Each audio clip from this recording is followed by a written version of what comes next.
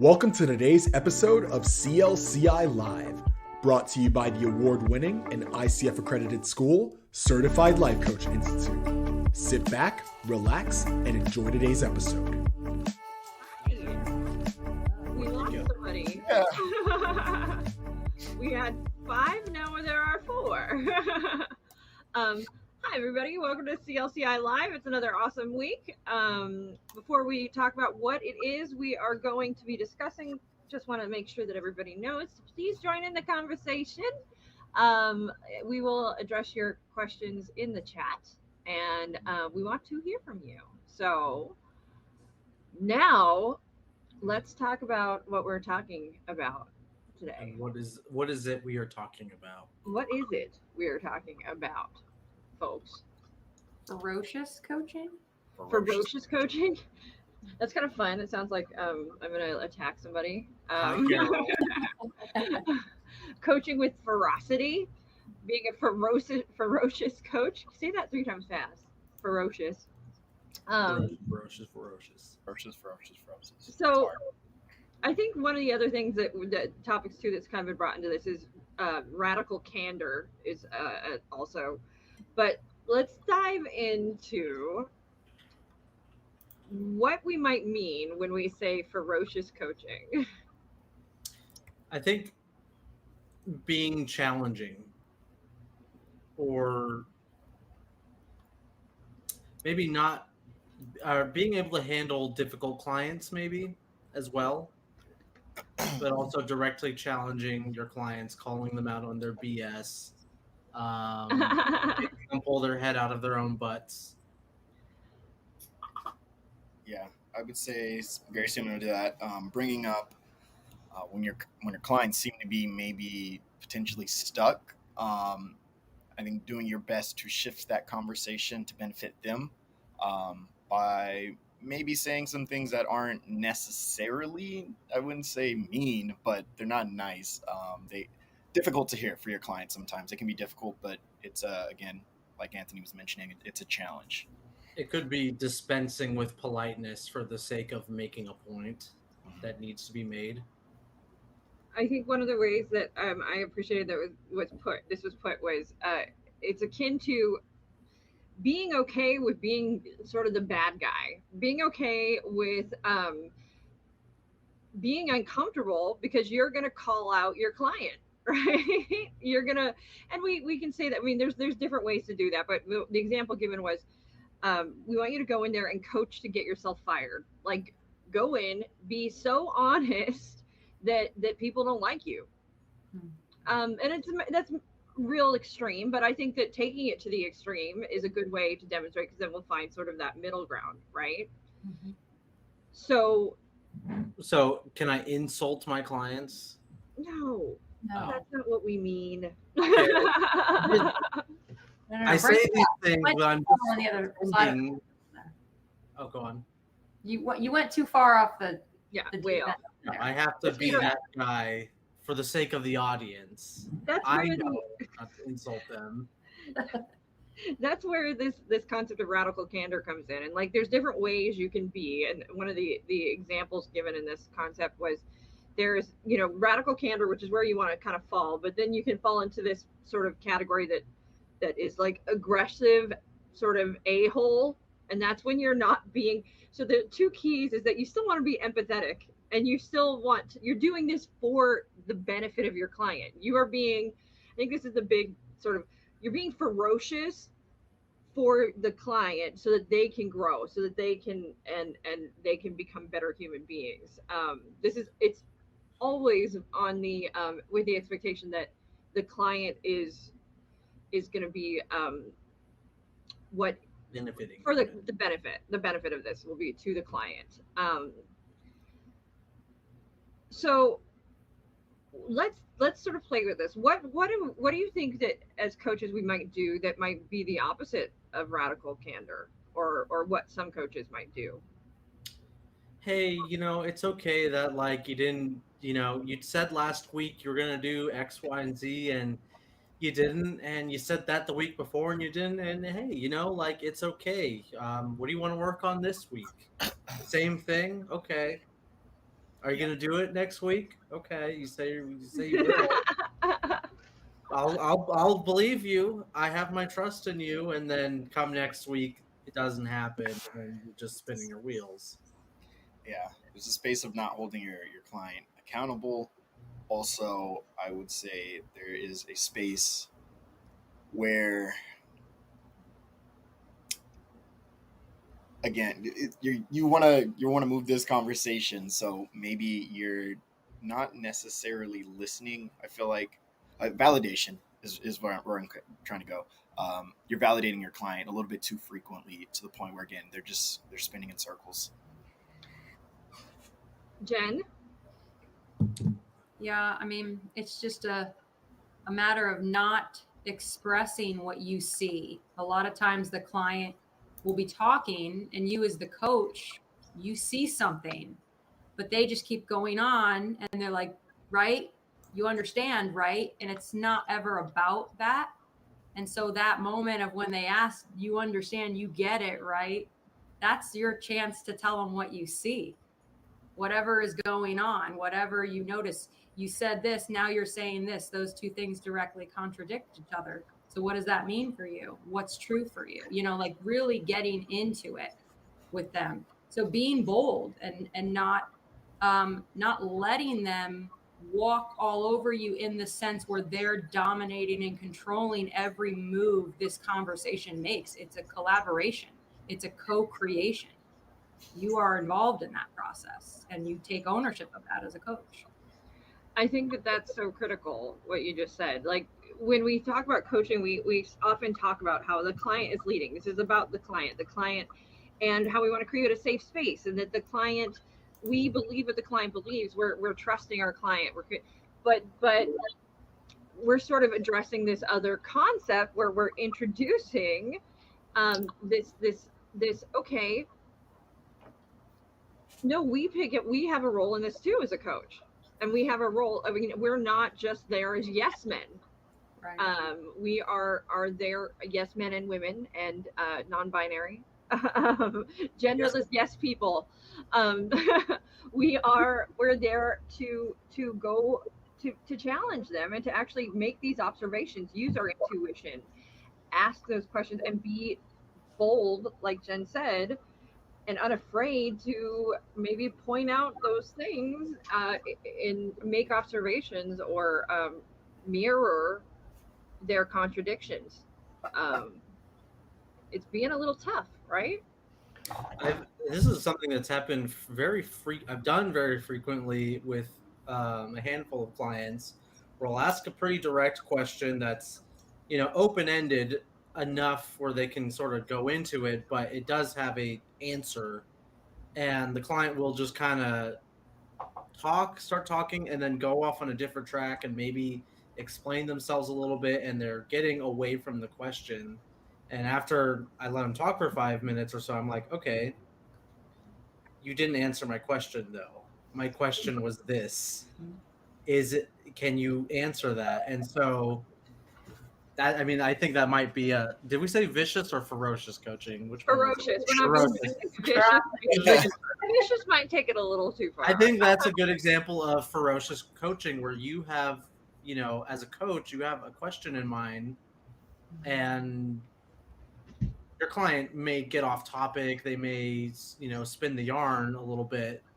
It's up to you to sort of bring it back to the point of the coaching session, as long as the question is aligned with what they wanted at the start of the session, or what their session goal was. Which I was going to add to what you're saying, Anthony, is make sure you're not attached to that question, that you need to have that question answered for you.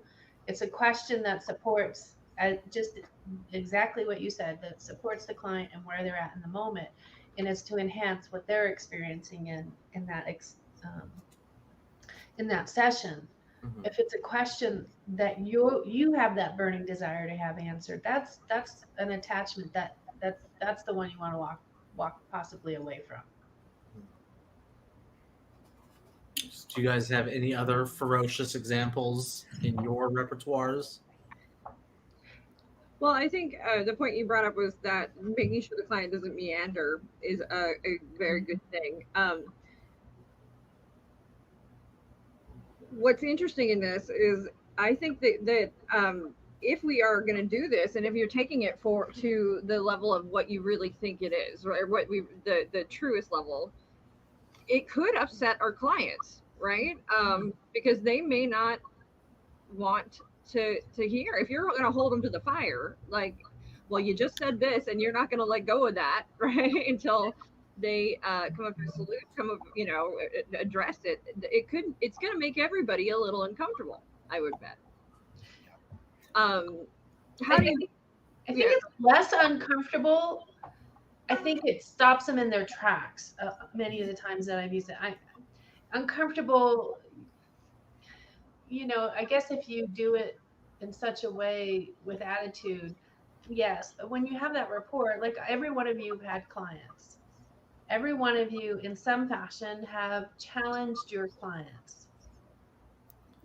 Were you challenging in a way that was off-putting to them in the sense of that they don't feel safe anymore? Well, I think the misunderstanding that I meant when I said uncomfortable, I said everybody. I was referring to the fact that the coach may feel uncomfortable with this as well, because you're not people pleasing anymore, right? You are having to sort of stand your ground and not let the client bulldoze you, because I can imagine there's a lot of times where I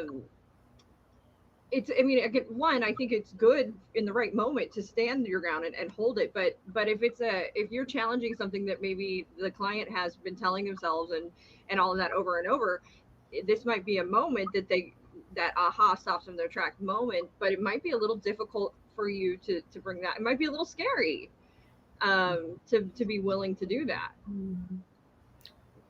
Yeah, I think also. Oh, go ahead, Lisa.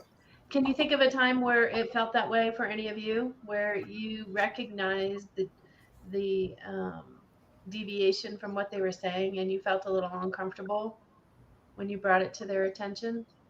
I still am in the state where it always activates my nervous system in a way where I'm recognizing this is not comfortable for me to be this bold and assertive. But like you said, Lisa, a coach asks questions without attachment. So I keep that in my awareness of when I point out certain things that I see, I'm offering it to the client without attachment. Even if I say I'm noticing this, or it sounds like, or it seems like, what do you think about that? What does that mean to you? They can come back sometimes and say, no, that's not it at all. And I'm okay with that because it's my duty to offer what I see. That's how we continue to move the conversation forward. So I guess it still feels uncomfortable, but I'm just okay with that as being part of the process as a new coach. I bet it gets more comfortable, but for now I'm still kind of aware of like, okay, that wasn't people pleasing, that's for sure. And so there in that space, even yet, there's further way you could even challenge that moment further, because if they have shown up and shared with you some other kind of details and now they're saying this kind of detail is different, you get to bring it back around. That's the beauty of it, because they often, when they're confused in the direction that they're wanting to go, not recognizing they have those two distinct different tug of wars going on, and bringing that to their attention allows them to go, oh, no wonder I'm blocked, no wonder I've got this happening. Or they are answering what they should and what that right answer should be, but they're not answering what their truth is. They've given you what their truth is and who they are because you've built that rapport, you've gotten enough information. That challenge comes up when they answer it for a test, not for who they are. I can remember a moment where I was a bit uncomfortable with the client, where she was a people pleaser, so I could see that she was, trying to give, like what you were mentioning, Lisa, the right answer as opposed to actually speaking her truth.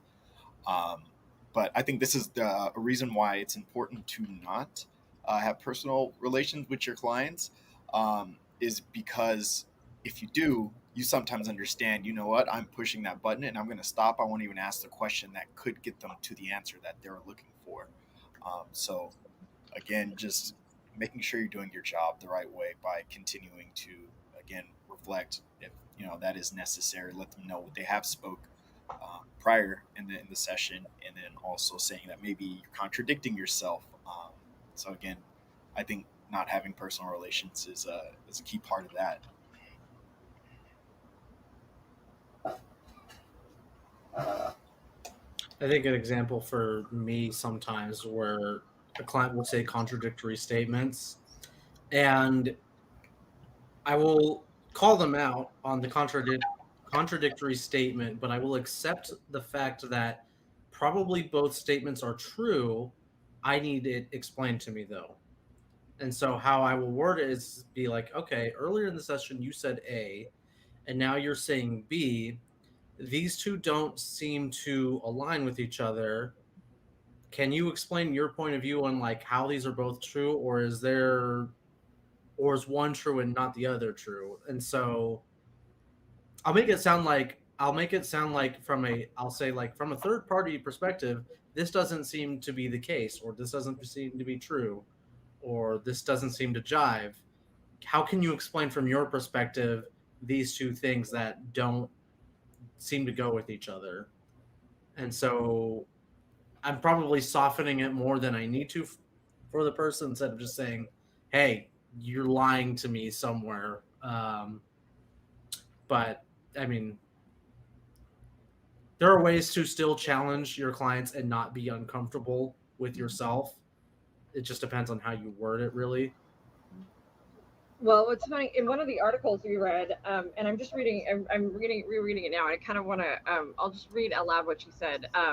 We all know intuition plays a big role in coaching. It's easy to fall into intuition in some places, such as I sense that topic is hard for you, but it's much harder to follow it up it's much harder to follow it by holding up a mirror that reflects back some awkward truths.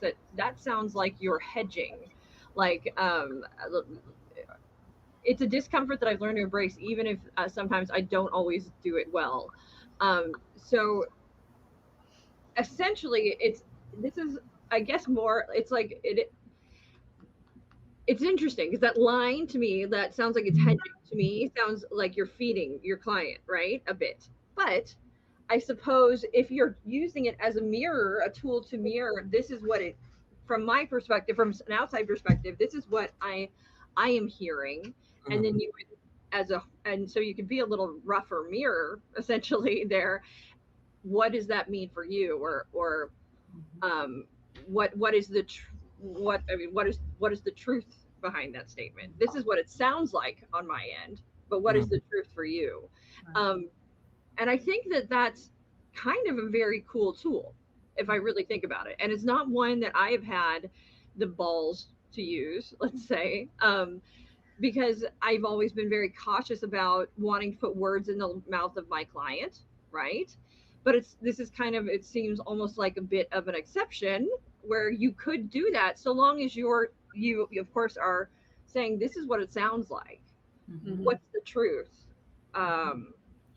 Because you're accepting that your subjective opinion isn't the end all be all of whatever it is the client's telling you. Like you're at least giving them that, well, this is what it sounds like, and then you followed up with it, what is your truth? So I can see maybe some amateur coaches being like, well, it sounds like you're saying this, and then just continue on with that assumption and never visiting to try to clarify. Yep. So I think maybe I'm trying to remember, is it ferocious coaches? Yes, ferocious coaching with ferocity, being a fierce coach. Ferocious coaches would know to challenge and reflect back and ask for more input. Yep. You could even say, right now, what's coming to me, if I can do this with you, is to challenge you. Are you willing to be challenged? I mean, you can even just give it a title and go down that challenging path. That could, for coaches, perhaps if the client agrees, maybe it makes it more or less discomfort. I don't know what the more comfortable, less discomfort, whatever that word best serves here, but anything's possible. I think that I mean, really the big key in this space, the very important part in this space is that you are okay. So I'll ask it this way instead of saying what it is. If you are not telling your client those observations, telling them, reflecting these observations that are contradictory back to them, or making these observations when they are clearly where it's, your intuition is kicking in, or where, they're making contradictory statements, or they're talking in circles and things like that. If we as a coach do not point these out to them, are we doing a disservice to our client? Are we lying to our clients? Yes. Okay, so tell me more about that, Jen. That's because if we don't supply that, then what is the purpose of the coaching space, right? So if they didn't need that reflection, if they didn't need someone else's, input into what they are saying, what they are thinking, they would figure out their own shit. They wouldn't need a coach. So they need that. It is our duty to the client to supply that. And they are at will to say, no, that's not correct.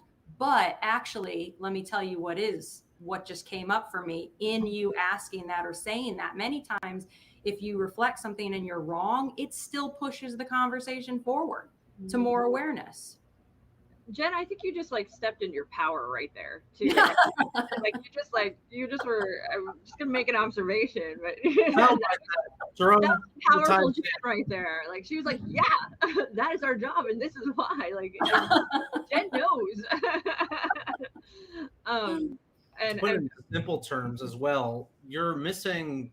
I brought up the core competency so I could look at it. You're missing core competency 7 and 8, which is evoking awareness and facilitating client growth. That just is missing if you don't do that.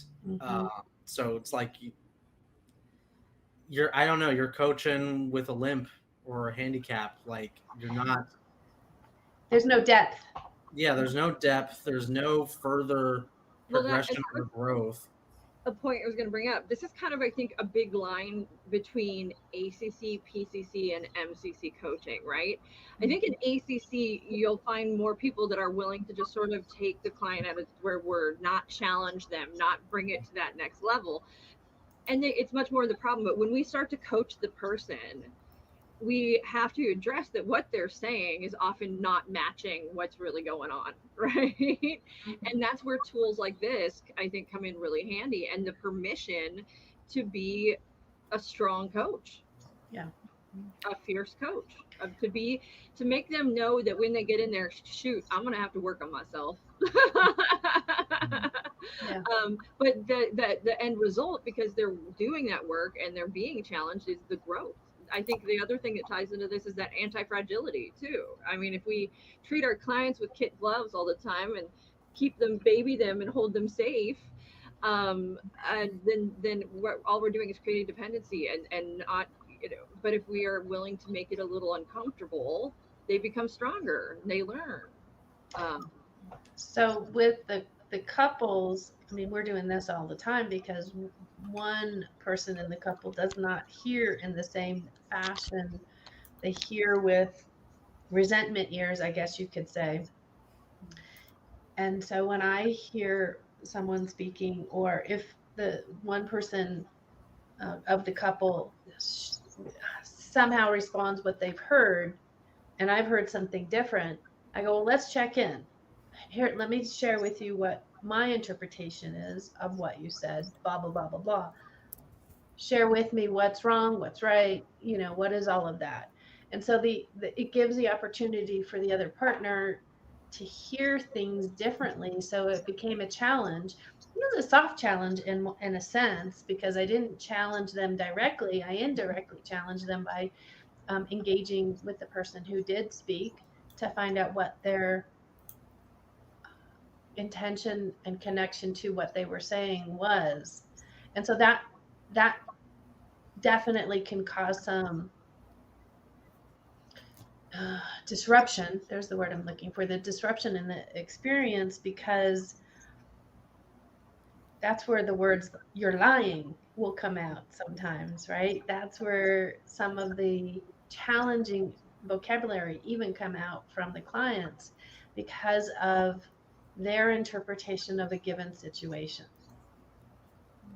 And so that's what we're not doing, is we're not interpreting, but we are taking the challenge of what that client is saying and helping them recognize their ownership of what they're saying. So the challenge, what is it that they really want to do? How do they really want to show up, and what is it going to entail? They can say one thing and it looks completely different over here. I want to do X, Y, and Z. But over here, they've shared how they haven't done anything and how they haven't, and they continue not doing versus the doing that they have to do to achieve this. I can't think of a situation, otherwise I'd share with you. But in that space, we've got two opposite behaviors, and that challenges, could be, what is it that you really want to do? You haven't done, you've said you want to do. Oh, I know one. I had clients coming in and they kept telling me, that they wanted to create their connecting experience. I'm not going to be real specific. And in that connecting experience, one partner said they were willing to, the other partner said they were willing to. That's what they wanted to do. They came up with it, went home, came back, we didn't do it. And what finally happened is I stopped. I go, I am missing something. I'm clearly missing something. Share with me what I'm missing. And the one person said that they were done with the relationship. They were just there to work on things. So then the truth can come out, right? So they could finally share what their truth was. So that can come out with these challenging kinds of behaviors we have with our clients, and it looks different for each moment. That question, Lisa, what am I missing? Yeah. That's a great one, because it allows you to share your insight or what you see or what it seems or sounds like, and then asking them to define what it is that's not, communicating to you.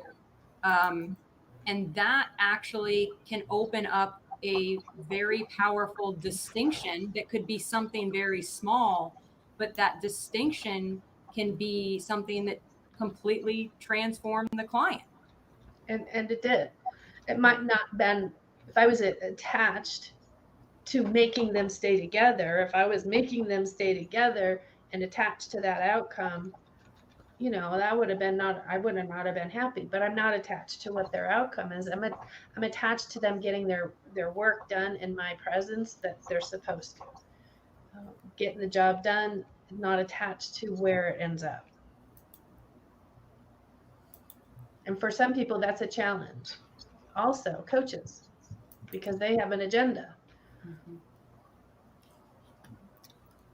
Do you guys think there are other ferocious ways of coaching? I have one thing in mind. I'll go.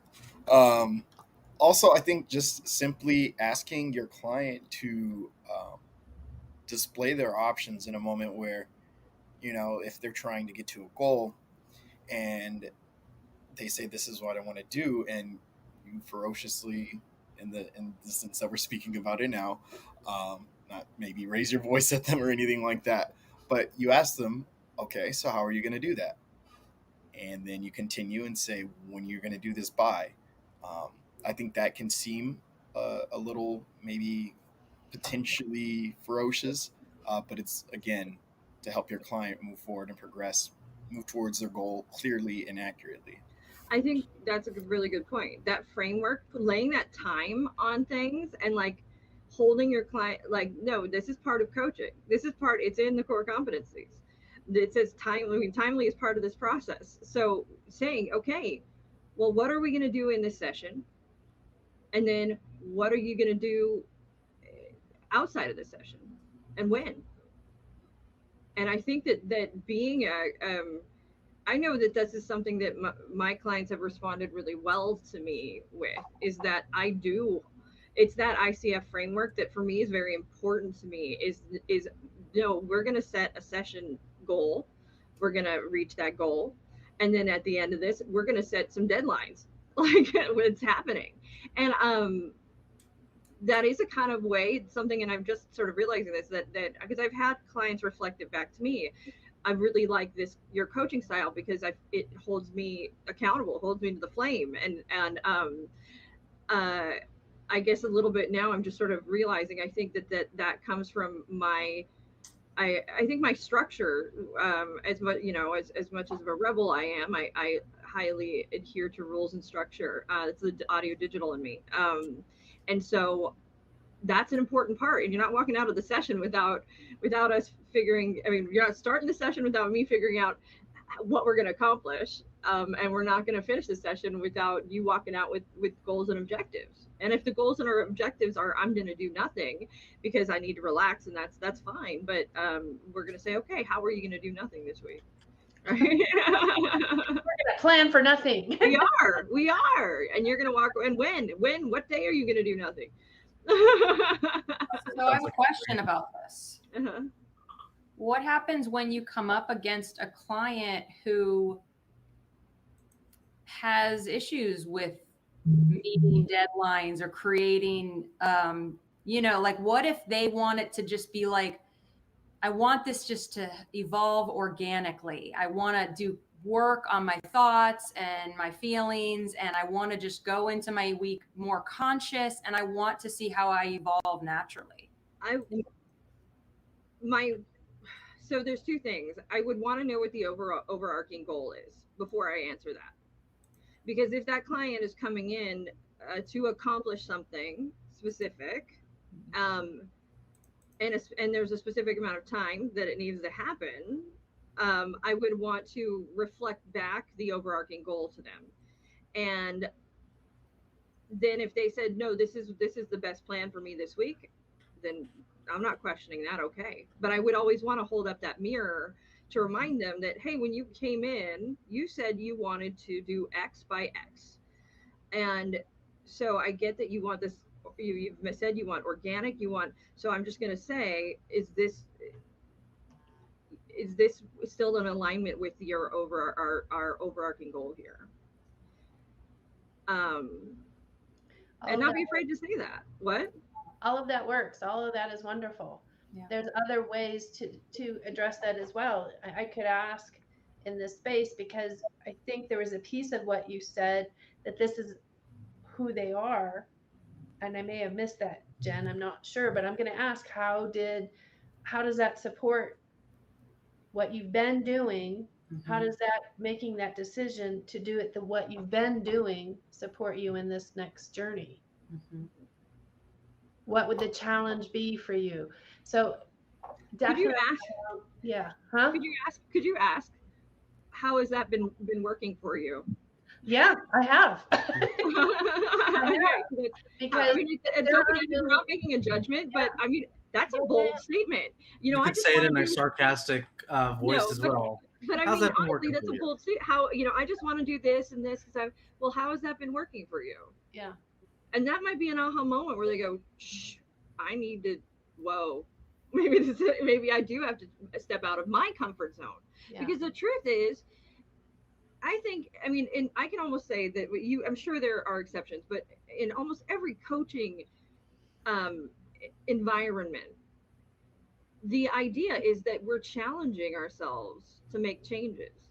Like, that's why people are stepping into a coaching session, to challenge themselves to make changes. And any change, we know, it comes with a degree of stepping out of your comfort zone. Mm-hmm. So that client that's like, oh, I just want to be this, which maybe that might be the moment that I go, how's that working for you? So even what we're talking about, you, the coach, me, the coach, if I'm expecting my client to get out of comfort zone, me, the coach, better get out of my comfort zone as well. My other question too, in that moment, is it possible, or would it be appropriate if you had that client that was like that, and I said, okay, would it be okay if I held up a mirror here, or when I hear you say that, what I hear is I don't really want to work on anything this week.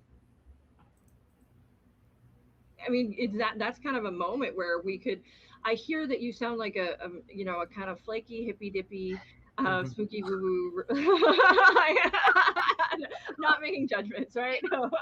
Yeah, I'm gonna probably not go that direction, but something that will help them recognize, in that um, echoing back of what they're saying. Could you say, well, what I hear is I'm not going to do any work this week. I mean, I think that that's sort of what this article is saying, is being comfortable with making those, that, I mean, it's those going, okay, hey, I'm saying this because this is what it sounds like to me. Right, because you'll share back with them. Here you shared this, you shared that, you've shared all of these ways on how that system that you're talking about did not support you. Mm-hmm. So to me, when you're speaking, it sounds like you're putting your time and energy in a system that doesn't support what you want your outcome to be. So there's all kinds of ways you could say that. Yeah. But in the end, would you push the client to create specific, concrete goals with deadlines, or would you allow that client to choose that path if they thought that would serve them best? So, yeah, if they came back and go, I hear you, you've shared with me, you've told me, she's not gonna let him go, but I'm gonna have to let him go. Well, my thing is, I'd be like, maybe coaching isn't right for you. Get out of here. Next Because it week, doesn't though, feel like we there's got an next end. week. Next week you come back and you say you didn't do it again. That's when you get to hold that candle a little Okay. closer. Yeah. But the thing is, though, I mean, if they came in the first session 1, right? If we're at session 1 and they're like, oh, I just sort of want to discover myself, and I want organic, and I want to, well, that's not really what coaching is for, right? That's for me. That's like, that's what, now you're just, what are we doing? I mean, maybe that's a weird space for me, because I respect the safe space for people to explore and discover who they are. I 100% do. But ultimately, we're not supposed to be coaching our clients for the rest of their lives. So we would still need a goal for me to have, like, coach with clear conscience. I would still need a goal, because otherwise I'm just taking her money to hang out with her for an hour, and agree with her and say yes. Like, Sometimes I tend You to still have to differentiate. do the ICF coaching agreement, right? You still have to know what she wants to, or I say they want to know what they want to work on today's session. I just want to have a person to speak with and bounce ideas off of. So then, when we're at the end of our session, how do you know that you've accomplished your ability to just bounce things up? What is that going to look like, and how is that you still have to do the contract. Right. And usually the client is seeking clarity or some, form of like resolution of whatever is going on in their head, right? There's some sort of battle happening in their head, and they're wanting to just get it out, sort through it, gain clarity so they can move forward potentially on whatever else they're doing. so that's my question too, though. I mean, that's still, it's so critical to come up with that overarching when we talk about the big goal, because Right. we're taking the big goal, and the sessions are the micro goals. So like, the big goal, when we said that and they say, okay, I want to sort through stuff going on in my head, well, that's still very intangible to me. I'd ask, okay, so what is that person that's sorted through it all, that's got it, what is going on in their life? How do we know we've successfully done that? And how has your life changed so that you have done that? And that's sort of it. This is sort of me going into my marketing brain in this bit, but that's when we really nail down, okay, I'll know, because this will be happening in my life, this will be happening in my life, this will be happening in my life. Yeah. Okay, great. So now we've got sort of a space to work in. We know what we're working towards. And it's tangible. Like, sorting through things in your head, ultimately, I think that they want to sort through the things in their head. There's a deeper thing there, and that's that emotional relevance. That's why we, as coaches, it's important that we ask why in those moments. That's the moment we get to ask why. Well, why do you want to sort through the stuff in your head? What's it going to do? What's that going to give you? And that's how you can really learn and discover deeper down what your client really wants, and then you get to working on it. In my experience, many times the goal is becoming a higher version of themselves, becoming who they want to be, right? Whether it's, more loving or compassionate or more optimistic and positive, more driven, more creative, whatever. They're looking to create that version of themselves, and they're realizing, oh, some of my own thoughts are in my way, quite literally. Yeah, and I would ask them, okay, what does that higher version of yourself look like? Tell me, describe it, explain it. Tell me what is a day in the life of your higher version like?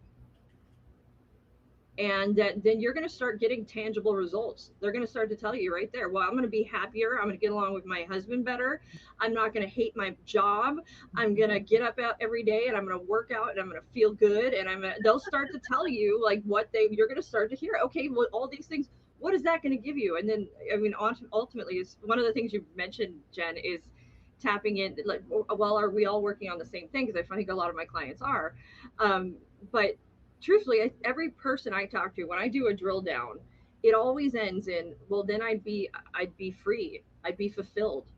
Mm-hmm. And I think that's really ultimately what we're all seeking, except for maybe Anthony. No. I don't think that's possible, so I don't work towards it as a goal. What is Anthony's ultimate goal? It doesn't exist. I think we discussed this past. His goal is to not have goals. Yep. Yeah. No purpose, no goals, just get to life and then die, pleasantly happy, I guess. Doesn't sound terrible. No. I wanted to get back to sort of what Jen was saying a bit earlier, was like those different kind of sessions, and I tend to find that my sessions fall into 3 categories of, your standard, you've got a goal, the session contract in mind, and you work towards it, and then you've got actionable things to do at the end. And then it sort of splits into 2 somewhat related categories of exploration and dealing with blocks. And those can take up a whole session sometimes, rather than just addressing what are you going to do to get to your goal. Because I've had some sessions where we're getting to that point, and then I maybe stupidly ask a question, and then the whole edifice of their goal just deconstructs, and they got to like figure things out and reevaluate what they find valuable. And that takes some exploration and digging to do. The one thing sometimes. Yeah, and I think it should happen. But I think for me, and maybe this is me adhering too much too, I would just ask them, okay, I've noticed a change, and I've noticed a change in what was in this topic, and that we're going into this new space. We had this we have this goal for the session, but is this what you would like to explore now? And I just always would ask that question, just sort of make sure to remind them, hey, this is what you said you wanted to do, but I now see we're going down this path, and just sort of do that check-in. Is this the path? Is this where we want to be right now? And then if they say pile ahead, right? There are some coaches out there who are a little too ferocious and be like, well, let's just get back on track with the original coaching contract and work on that. I don't even know hypothetically how a coach could be like that, but I'm sure some are out there who are a little too they got the blinders on, and it's their goal now to just move the session along. So I've watched, and I won't say any names, I've watched a couple of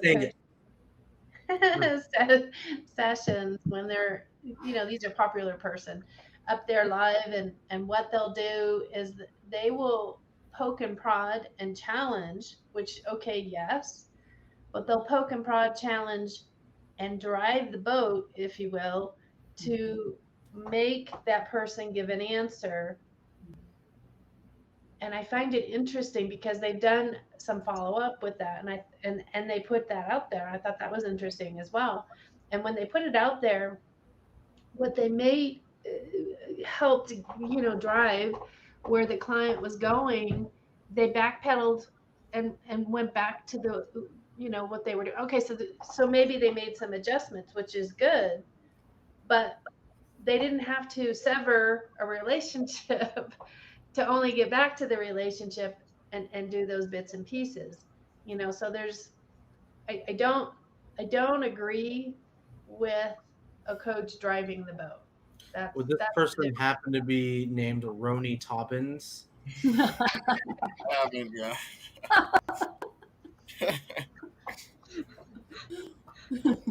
and yeah, moving on. I think that, really what, I think what's very cool about this space is we so often, again, are talk about let the client lead, all of that. But this is a moment when we're going, hey, this is a little bit when you get to step into your power, coaches, when you get to go, oh no, this is not a collaboration. This isn't just you in a room. This is Right. our chance to collaborate. And when we collaborate, it's two people making something better because there's two brains in there and they're both working. And so this is one of those really powerful moments when a coach gets to be an integral part of the process. And that's that co-creating. And you're co-creating when you're I used to say this when I would work with people and we would be working on creative projects. I'd be like, if you don't bring up to me and point out to me things that you think might go wrong, things that you think could be better, things that I will never know, and we're going to make a subpar product, right? Whatever we're creating is going to be less good because I'm not thinking of the things you're thinking. But when you bring your brain in, and we got double the power. We got two people both there kicking butt together, pointing out blind spots, like Carol said.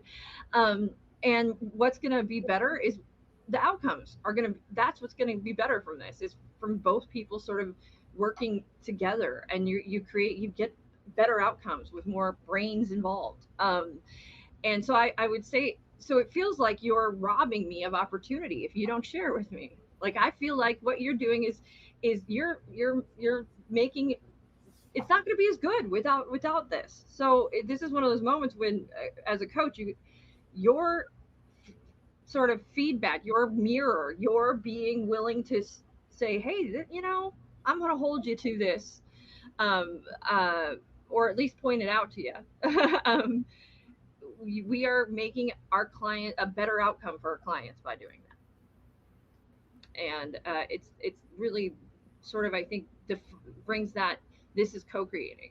That's what this is. It's not just a client in a room. You're asking questions. No. You play a very critical role, and this is one of those tools for coaches that is that critical role moment, I should say. Yeah. I've got sort of a question now, maybe stepping outside of the, I guess, interior of the coaching relationship and more so how the coach presents themselves. How can coaches maybe present themselves as a ferocious coach? Maybe I'm going to challenge you. You're not going to fuck you up.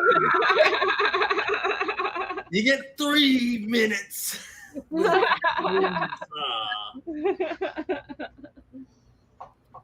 Are we talking about appearance here, or are we talking about like in marketing? Or are we talking about? Marketing space, maybe like you're trying to present yourself as a coach who doesn't BS, or maybe trying to separate yourself from the pack. Because my personal interpretation of coaches is they're all kind of woo. Yeah, you go onto a lot of websites and it feels like that. I think a coach that said with an edge, if there was a coach with an edge that stood out that was like, no, you're not gonna get away with it. It's not going to happen. We're going to grow. You're going to be challenged. This is going to be hard. That might stand out. I'm like, okay. I'm a little intimidated, a little nervous, Carol but said I'm in ready. The comments, be a shark. Be a shark. Yeah. Carol loved her Shark Week. I think we already went through Shark Week, but yes, be the shark.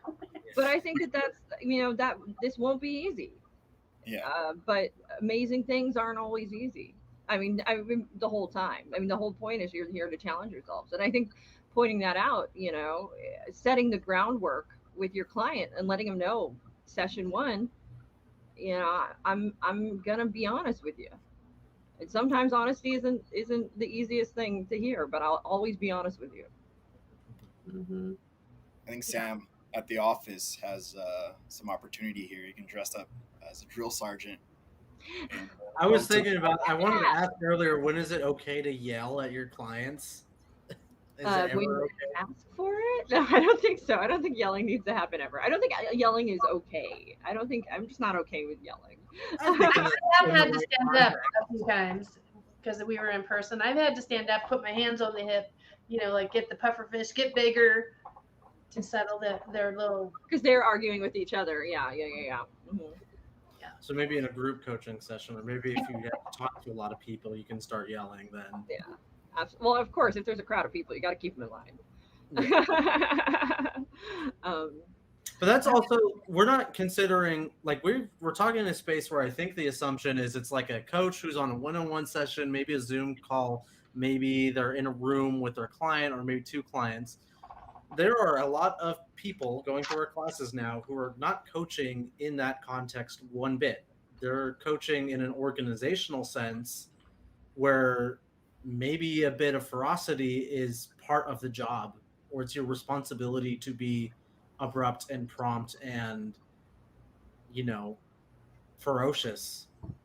Yeah, you do bring up a good point. When you're in the business coaching and you're going out to an organization, a lot of the times you're there to get someone in alignment with the corporation, that they like who that person is on some place, but on other areas they need to have improvement. So improvement, there's going to be lots of discomfort when you're working with that client. Mm-hmm. We're also, there's coaches who are in the military as well, and they aren't the softest bunch of people when it comes to, being responsible, talking to their either superiors or people who work under them. You have to make quick decisions sometimes, and sometimes coaching comes along with that, where you have to be more abrupt and more focused, but still, have candor, doing it for what's best for the person involved in the coaching session. I mean, that's always the key in all of this. We can do it, but we're always doing this so that we can benefit. It's for the client's benefit. Yeah, it's the client's for benefit. empathy. It's so that they can have better outcomes, and so that the end results can be better and stronger. And we're not doing it because from an ego place. We're doing it from a place of, no, I'm going to just be honest with you because this is the best thing right now. So, it's kind of like tough love.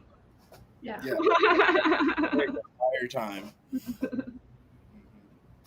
Now I'm imagining some parents in class, like, be a ferocious parent who loves your child. Yeah. Give them tough love.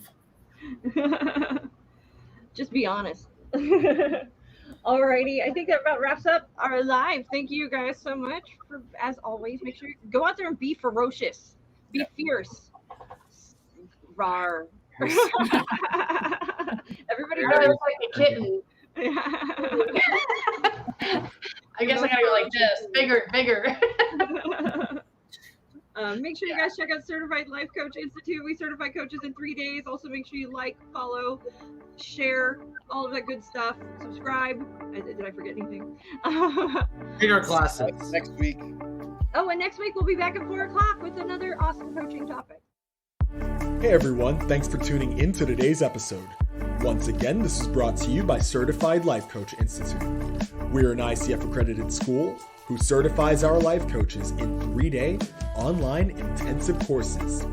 In addition to other podcast episodes, feel free to check us out every Tuesday at 4 o'clock p.m. Pacific Standard Time on YouTube or Facebook for our CLCI Lives, where we get together and discuss various topics that are centered around sharpening your skills so you can become a better certified life coach. For more information, feel free to visit us at certifiedlifecoachinstitute.com. Until next time, be well.